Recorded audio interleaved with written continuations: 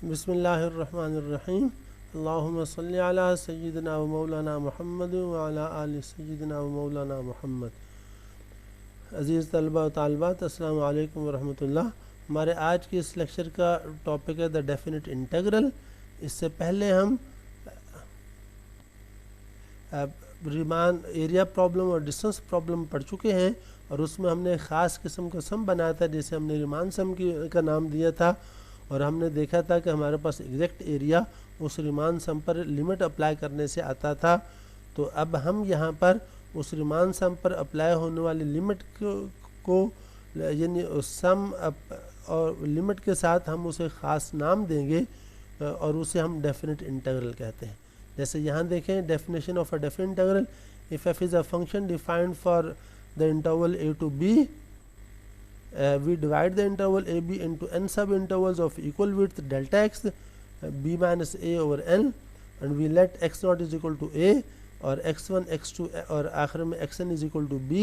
ये हमारे पास intermediate points हैं, एंड पॉइंट्स ऑफ these सब intervals, and we let x1 star x2 star xn star be any sample points in these सब intervals.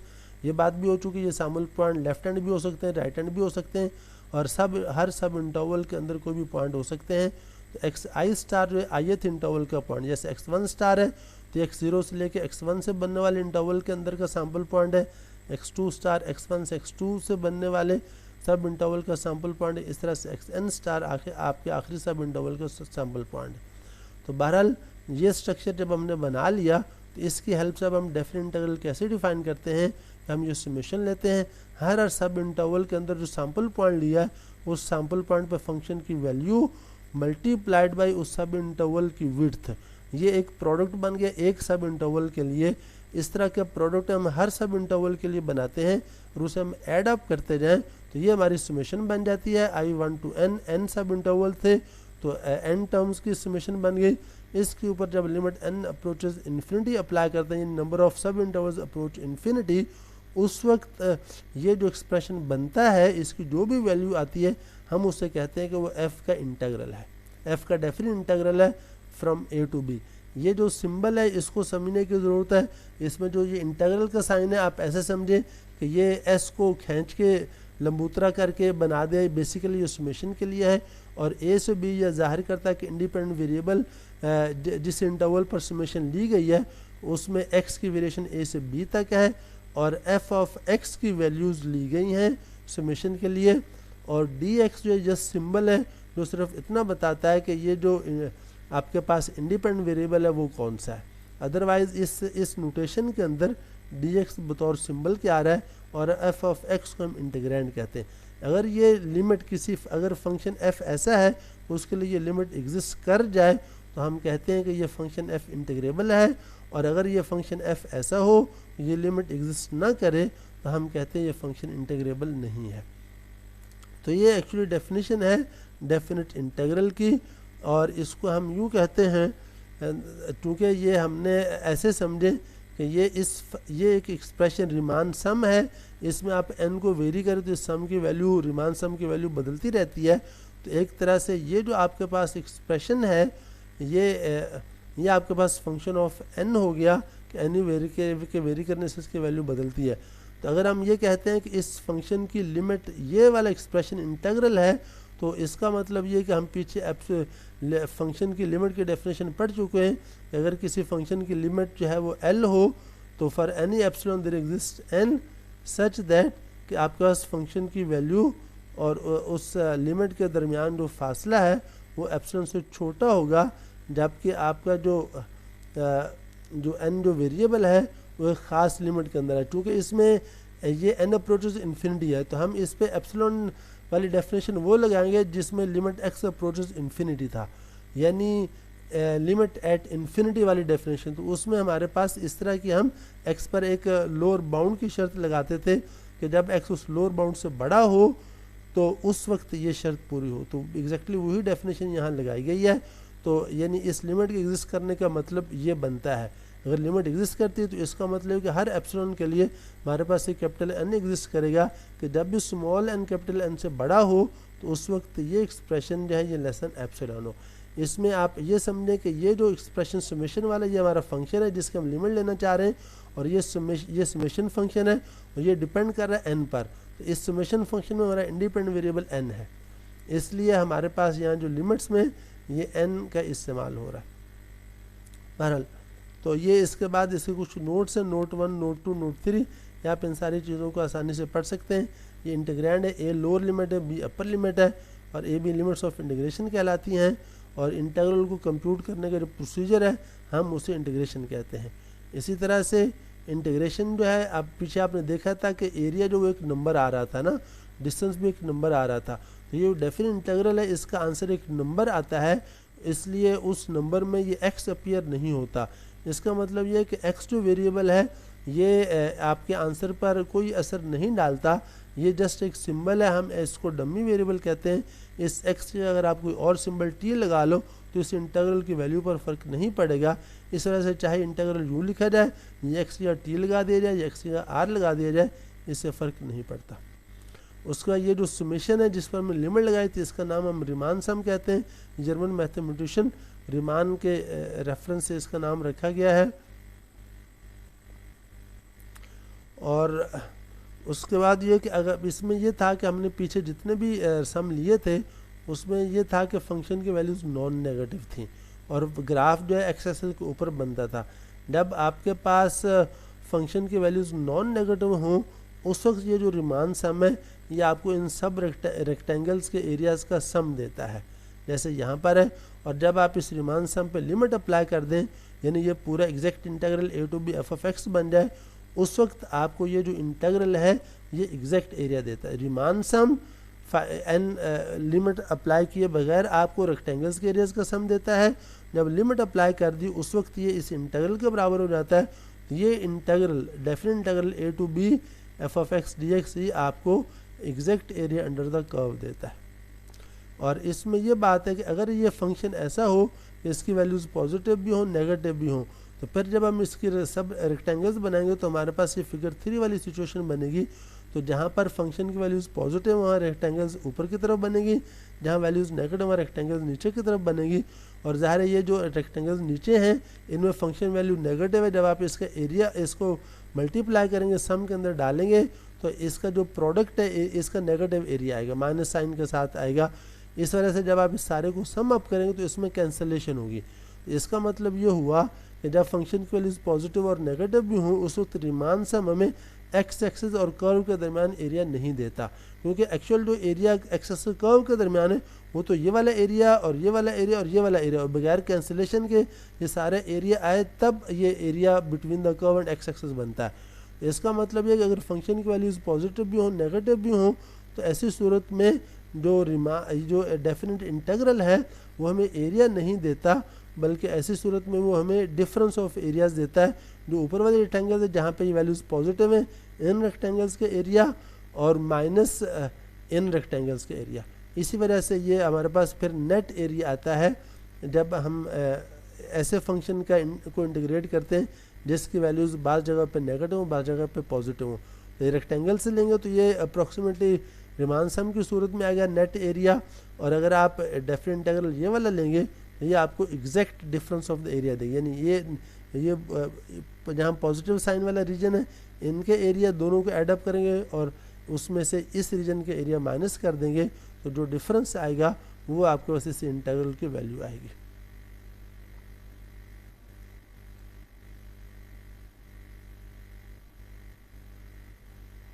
तो इस तरह से ये हमारे पास। अच्छा, इसमें एक और बात यह है कि हमने जो सब इंटरवल्स बनाए थे पीछे उनकी विड्थ बराबर बराबर बनाई थी, लेकिन बराबर बराबर बनाना ज़रूरी नहीं है। मुख्तलिफ सब इंटरवल्स की जो विड्थ है वो मुख्तलिफ हो सकती है। किसी सब इंटरवल कोई रेक्टेंगल किसी रेक्टेंगल की विड्थ कम हो जाए किसी की ज़्यादा हो जाए, हम इस तरह से भी एरिया एस्टिमेट कर सकते हैं। लेकिन जब हम लिमिट लेते हैं डेफिनेट इंटीग्रल बनाएंगे उस वक्त हमें लिमिट कैसे लेंगे, उस वक्त हम लिमिट इस तरीके से लेते हैं कि जिस रेक्टेंगल की विड्थ सबसे बड़ी हो वो ज़ीरो को अप्रोच करे। इसका मतलब कि आप सबसे बड़ी रेक्टेंगल के जब हिस्से बना रहे छोटा कर रहे हैं तो छोटे रेक्टेंगल तो ऑटोमेटिकली उनकी विड्थ और छोटी होती जाएगी। जब आप नए नए पॉइंट इंसर्ट करते रहेंगे सब इंटरवल्स बढ़ाते जाएंगे उससे जब बड़ी विड्थ वाली रेक्टेंगल की विड्थ जब 0 को अप्रोच करेगी तो छोटी विड्थ वाली रेक्टेंगल्स की विड्थ तो ऑटोमेटिकली 0 को अप्रोच करेगी, वो रैपिड ज़्यादा जल्दी अप्रोच करेगी। तो ऐसी सूरत में हम डेफिनेट इंटीग्रल जब डिफ़ाइन करते हैं उसको इस तरह से करते हैं कि F of x I star, और ये हमने डेल्टा एक्स आई लगा दी, यानी इंडेक्स आई इस डेल्टा एक्स के साथ भी लगा दिया, इसलिए कि हर सब इंटरवल की विड्थ मुख्तलिफ होगी। पहले सब इंटरवल की विड्थ डेल्टा एक्स वन, दूसरे की डेल्टा एक्स टू, इस तरह से हर एक की विड्थ डिफरेंट आती जाएगी। और लिमिट में भी आप चेंज देखें, हमने यहाँ क्या किया, max o delta x i, यानी तमाम delta x one delta x two up to delta x n में से जो सबसे बड़ी विड्थ है दैट अप्रोचेस 0। तो उस वक्त जब हम इस तरह के सम पर ये लिमिट लेंगे तब ये इंटीग्रल की वैल्यू बनेगी। और ये हम कब करते हैं, जब हम सब इंटरवल्स की विड्थ वेरिएबल लेते हैं, मुख्तलिफ लेते हैं, होमोजीनियस या यूनिफॉर्म नहीं लेते। अब यहाँ मसला ये है कि पीछे डिफरेंशिएशन में आपने देखा था कि फंक्शन कब डिफरेंशिएबल होता है, उसकी बड़ी सख्त शराइत थी। इवन आपने देखा था कि अगर कोई फंक्शन कंटिन्यूस भी हो तो उसका डिफरेंशिएबल होना ज़रूरी नहीं है, लेकिन इंटीग्रेबल होने, फंक्शन के इंटीग्रेबल होने की जो शराइत है वो इतनी सख्त नहीं है। ये थ्योरम उसके बारे में बताता है, if f is continuous on the close interval a b, or if f has या तो कंटिन्यूस हो तब भी उसका इंटीग्रेबल होगा, या अगर उसके अंदर डिसकंटिन्यूटीज़ हैं वो तो शर्त यह है कि फाइनाइट नंबर ऑफ डिसकंटिन्यूटीज़ हो और उनकी टाइप जंप वाली हो, यानी इनफाइनाइट डिसकंटिन्यूटी ना हो कि जहाँ पे फंक्शन की वैल्यू इनफाइनाइट हो रही हो, जंप डिसकंटिन्यूटीज़ हो और उनकी तादाद फाइनाइट हो। अगर ऐसा फंक्शन है तो ये भी इंटीग्रेबल होगा। अगर कंटिन्यूस है पूरे क्लोज इंटरवल में फिर तो होगा ही होगा, अगर इवन उसकी फाइनाइट नंबर ऑफ जंप डिसकंटिन्यूटीज़ आ जाए तब भी वो फंक्शन इंटीग्रेबल होगा। और ये जो हमने एक्सप्रेशन दिया है ये इंटीग्रल एग्जिस्ट करेगा, यानी उसकी रिमान सम वाली लिमिट एग्जिस्ट करेगी। और दूसरे लफ्ज़ों में अगर एक फंक्शन किसी क्लोज इंटरवल पे इंटीग्रेबल हो तो फिर आप उसके इस इंटीग्रल को हमेशा इस सम की शक्ल में लिख सकते हैं, जिसमें कि डेल्टा एक्स वही बी माइनस ए और एन है, और एक्स आई जो है ये ए प्लस आई डेल्टा एक्स है, जैसे कि हम पीछे कर चुके।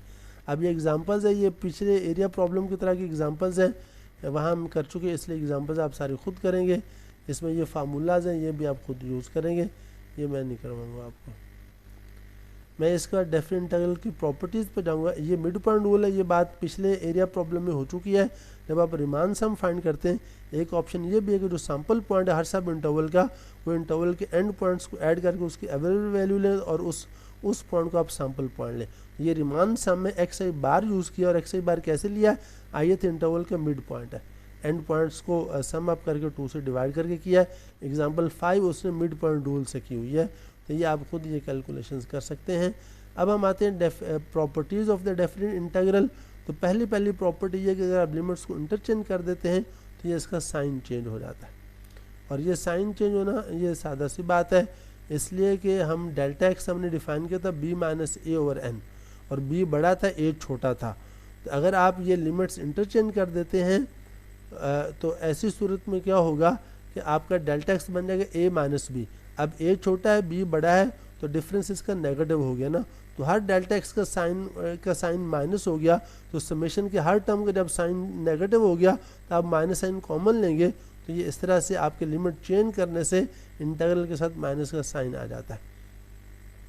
इसी तरह से अगर आपके पास दोनों लिमिट सेम हो जाए, यानी आपके इंटरवल की विड्थ 0 ए से ए इंटीग्रेट कर रहे हैं, तो ऐसी सूरत में डेल्टा एक्स खुद बजाते खुद 0 हो जाएगा, और ऐसी सूरत में भी रिमान सम 0 होगा। इस तरह से अगर इंटीग्रेशन की लिमिट सेम हो तो इंटीग्रल 0 होता है। तो रिमान सम की हेल्प से हम आसानी से समझ सकते हैं कि लिमिट्स को इंटरचेंज करने से साइन कैसे नेगेटिव होता है, और लिमिट सेम लेने से इंटीग्रल की वैल्यू 0 कैसे होती है।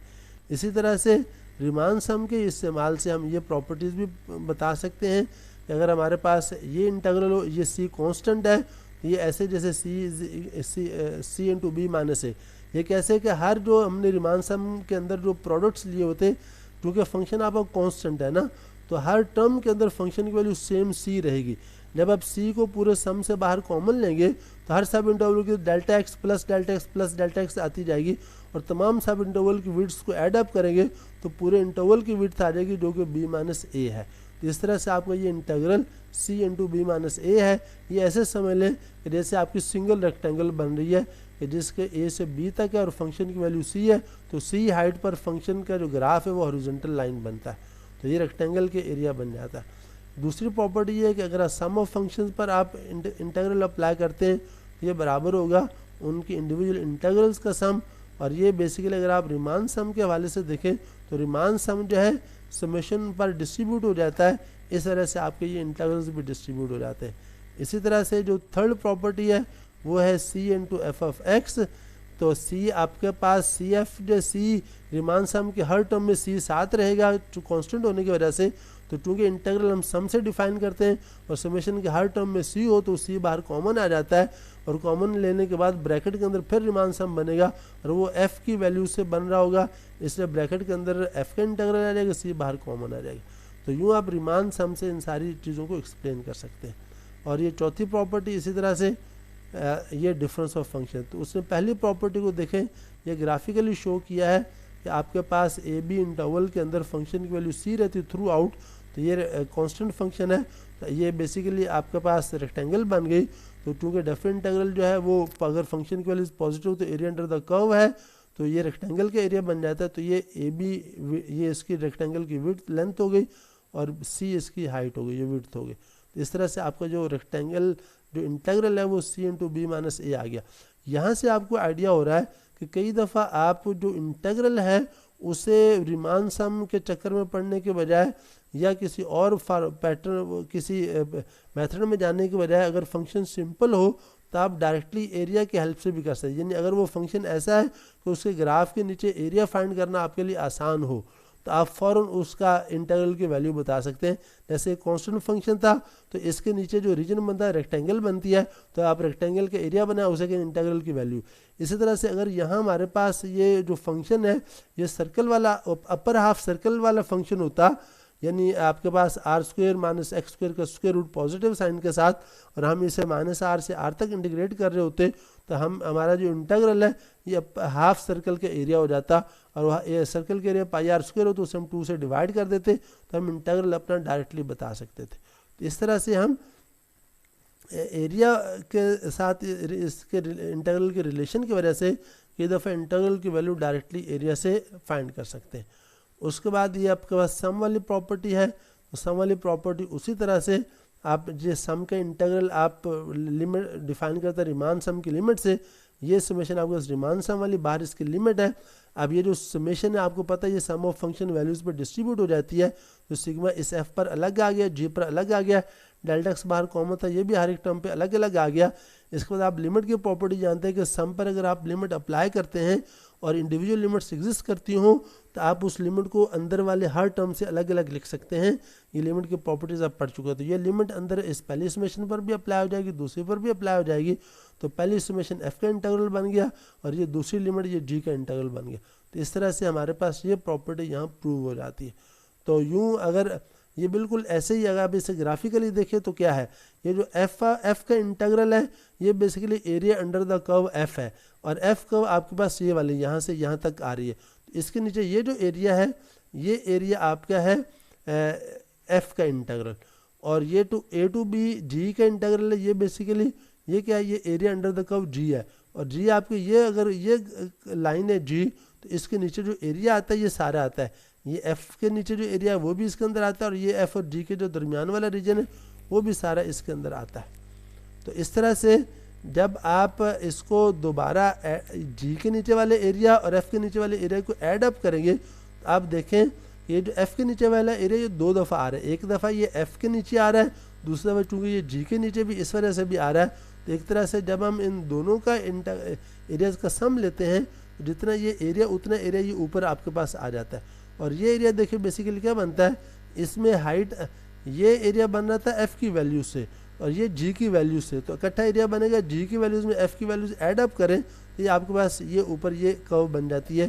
तो एफ़ प्लस जी के जो नीचे एरिया है वो आपका ये वाला बन जाता है। ये ऐसे ही जैसे जितना एरिया ये एफ़ के नीचे था उतना आपने ऊपर और एरिया डाल दिया, तो यूँ आपके पास एफ़ प्लस जी पहले फंक्शंस को ऐड करके उसको इंटीग्रेट करें या उस कर्व के नीचे वाले एरिया फाइंड करें, या एफ़ के नीचे अलग ले लें जी के नीचे अलग लेके फिर ऐड अप कर लें, ये दोनों आपस में बराबर हो जाते हैं। तो इस तरह से रीमान सम की हेल्प से भी और ये ज्योमेट्रिक इलस्ट्रेशन से भी आप इस डेफिनेट इंटीग्रल की हर प्रॉपर्टी को डेमोन्स्ट्रेट कर सकते हैं। तो ये आपने करना है, ये आपके लिए एक असाइनमेंट है, ये डेफिनेट इंटीग्रल की तमाम प्रॉपर्टीज़ को रीमान सम की हेल्प से भी प्रूव करना है और ग्राफिकली भी उनको इंटरप्रेट करना, उनको अंडरस्टैंड करना। ऐसे ही अब ये पांचवी प्रॉपर्टी है कि आपके पास मसलन आपने एरिया अंडर द कर्व लेना है ए से बी तक, तो आप यूँ भी कर सकते हैं, बीच में एक सी पॉइंट इंसर्ट करें, पहले ए से लेके सी तक के सब इंटरवल में जो एरिया अंडर द कर्व है वो ले लें, फिर सी से बी तक का जो सब इंटरवल है उसमें जो एरिया अंडर द कर्व वो ले लें। तो जो इंडिविजुअल आपने एरियाज इनको ऐड अप करेंगे तो इकट्ठा जो कर्व के नीचे एरिया तो उसके बराबर आ जाता है। तो यही बात 5 प्रॉपर्टी में है, पहले आप ए से लेके सी तक इंटीग्रेट करें, फिर सी से लेके बी तक और उसको ऐड अप करें, तो ऐसे जैसे आप ए से लेके बी तक इंटीग्रेट करें। इसकी ज्योमेट्रिक इंटरप्रिटेशन आपको फिगर 15 में दी हुई है और इसकी मैथमेटिकल एप्लीकेशन एग्जांपल 7 में आप कर सकते हैं। इसी तरह से इसकी कंपैरिजन प्रॉपर्टीज़ हैं डेफिनेट इंटीग्रल की। पहली प्रॉपर्टी है कि अगर फंक्शन की वैल्यूज़ नॉन नेगेटिव हों तो आपके इंटीग्रल की वैल्यू भी नॉन नेगेटिव होगी, इसलिए कि आप जानते हैं इस इंटीग्रल के में ये रीमान सम से इंटीग्रल बनता है उसकी लिमिट से, और रीमान सम के अंदर हर टर्म जो है फंक्शन वैल्यू और डेल्टा एक्स का प्रोडक्ट है। तो डेल्टा अगर आपका बी ए से बड़ा है तो डेल्टा एक्स आपका हमेशा पॉजिटिव रहेगा हर टर्म में। अब अगर हर टर्म में एफ भी पॉजिटिव हो, नॉन नेगेटिव हो जाए, तो रीमान सम की हर टर्म नॉन नेगेटिव हुई तो पूरा रीमान सम नॉन नेगेटिव हो गया। जब पूरा सम नेगेटिव तो उसकी लिमिट भी, जब पूरा सम नॉन नेगेटिव तो उसकी लिमिट भी नॉन नेगेटिव, लिहाजा ये इंटीग्रल भी नॉन नेगेटिव हो जाएगा। इसी तरह से 7 में देखें, अगर एफ़ की वैल्यूज़ बड़ी हो जी की वैल्यू से पूरे इंटरवल में, तो फिर एफ़ का इंटीग्रल जी के इंटीग्रल से बड़ा होगा। ज़ाहिर बात है अगर एफ़ की वैल्यूज़ बड़ी हैं तो एफ़ की वैल्यू से बनने वाला रीमान सम बड़ा होगा जी की वैल्यू से बनने वाले रीमान सम के मुकाबले में। जब इसका सम बड़ा तो उसकी लिमिट भी बड़ी, इसका सम छोटा तो उसकी लिमिट छोटी, लिहाजा इन एफ़ का इंटीग्रल बड़ा और जी का इंटीग्रल छोटा हो जाएगा। तो रीमान सम की हेल्प से आप इसे आसानी से समझ सकते हैं। इसी तरह से इसकी 8th प्रॉपर्टी है, 8th प्रॉपर्टी इंटरेस्टिंग है। इसमें यह है कि आपके पास फंक्शन फ़र्ज़ करें उसकी एक लोअर बाउंड एक अपर बाउंड, यानी फंक्शन की वैल्यूज़ पूरे इंटरवल में स्मॉल एम और कैपिटल एम के दरमियान पाई जाती हैं। जैसा फिगर 16 देखें, आपके पास ये असल फंक्शन का ग्राफ है और ये स्मॉल एम से इसकी वैल्यूज़ बड़ी हैं, ये बराबर हैं, और कैपिटल एम से इसकी वैल्यूज़ छोटी हैं, ये बराबर है। तो अब यहाँ पर देखें तो आपके पास एक तो एरिया वो जो अंडर द कर्व आ रहा है और ये नीचे एक्स एक्सिस कर्व के दरमियान है। अच्छा, यहाँ पर 2 रेक्टेंगल हमने और बनाई हैं। एक रेक्टेंगल वो जिसकी विड्थ तो ए से बी तक ये हाइट है और ऊपर मतलब लेंथ, और ऊपर हाइट जो है वो स्मॉल एम के बराबर है, यानी जो फंक्शन की मिनिमम वैल्यू है, लोअर बाउंड है उस तक। तो आप अगर इस रेक्टेंगल के एरिया देखें, ये जो स्मॉल एम की साथ बनी है, तो इसका एरिया अंडर द कर्व से छोटा है। और अगर आप कैपिटल एम से जो है आप ऐसे समझें कि पूरे इंटरवल में फंक्शन की वैल्यू कैपिटल एम है, यानी अपर बाउंड ले लें, तो ये रेक्टेंगल बन जाती है कांस्टेंट वैल्यूज़ के साथ। इस रेक्टेंगल के एरिया क्या बनेगा, ए से बी तक की लेंथ और ये हाइट कैपिटल एम, इसको प्रोडक्ट लें, ये बड़ी रेक्टेंगल के एरिया आ जाता है। और आप इससे देख सकते हैं कि इस बड़ी रेक्टेंगल के एरिया अंडर द कर्व से बड़ा है। इसका मतलब ये कि एरिया अंडर द कर्व जो है वो स्मॉल एम से बनने वाले रेक्टेंगल के एरिया से बड़ा है और कैपिटल एम से बनने वाले रेक्टेंगल के एरिया से छोटा है। यही बात यहाँ बताई गई है। जो आपका एग्जैक्ट जो ए बी इंटीग्रल है, एफ का इंटीग्रल ए टू बी, ये small m into b माने से, यानी इस छोटी रेक्टेंगल के एरिया से बड़ा है, और ये बड़ी रेक्टेंगल जिसकी के लेंथ बी माने से और हाइट कैपिटल एम है, इसके एरिया से ये छोटा है। तो एक तरह से आपने इंटीग्रल कंप्यूट किए बगैर अगर आपको फंक्शन की लोअर और अपर बाउंड्स का पता हो तो आप इंटीग्रल की लोअर और अपर बाउंड्स बना सकते हैं। ये इसमें असल पॉइंट है कि अगर फंक्शन आपका बाउंडेड हो फ्रॉम बिलो और फ्रॉम अबव, तो उसका जो डेफिनेट इंटीग्रल है वो भी बाउंडेड होगा from below and from above. तो इसी तरह से ये इस प्रॉपर्टी 8 का प्रूफ है, ये प्रूफ आप खुद कर लेंगे। अस्सलाम वालेकुम।